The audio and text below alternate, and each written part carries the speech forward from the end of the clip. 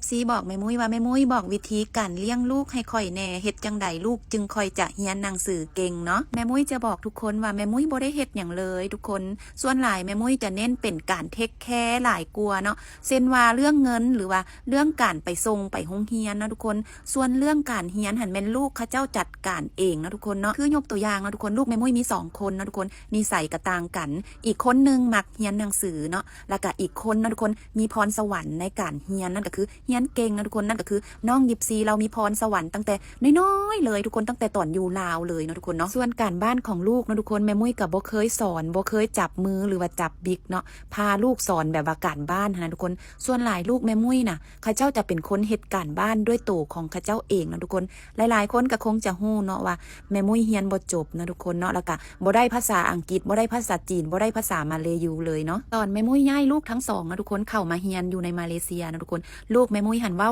ลาวนะทุกคนเนาะภาษาจีนกับฟังบ่ออกภาษาอังกฤษกับฟังบ่ออกนะทุกคนพอไปโรงเรียนเนาะหมู่กับเสาครูเว้าภาษาอีหยังเนาะลูกข่อยกะบ่เข้าใจเนาะลูกข่อยกะกลับมาเฮือนนะทุกคนหลังจากไปโรงเรียนอนุบาลเนาะลูกข่อยกะมาบอกข่อยว่าแม่ลูกบ่เข้าใจอันเสาครูเพิ่นเว้าเว้ยแล้วก็หมู่มาถามเฮาเนาะเฮากะบ่ฮู้จะตอบเพราะว่าเฮาบ่ฮู้ภาษาเขาเจ้าลูกข่อยกลับมาเฮือนลูกข่อยก็บอกข่อยแบบนี้ล่ะทุกคนแล้วแม่มุ้ยก็บอกลูกว่าบ่เป็นหยังลูกเดี๋ยวลูกอยู่ดนไป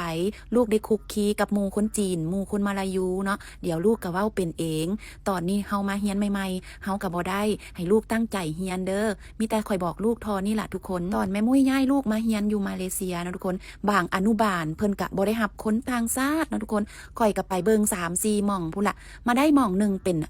อนุบาลเป็นอนุบาลของคนสิงคโปร์นะทุกคนแต่ว่าต่อเดือนก็แพงอยู่1คนก็ 1,200 กว่าลิงนะทุกคนแล้วก็จะมีค่าข้าวค่าหยังแน่ก็รวมเป็น1คนประมาณ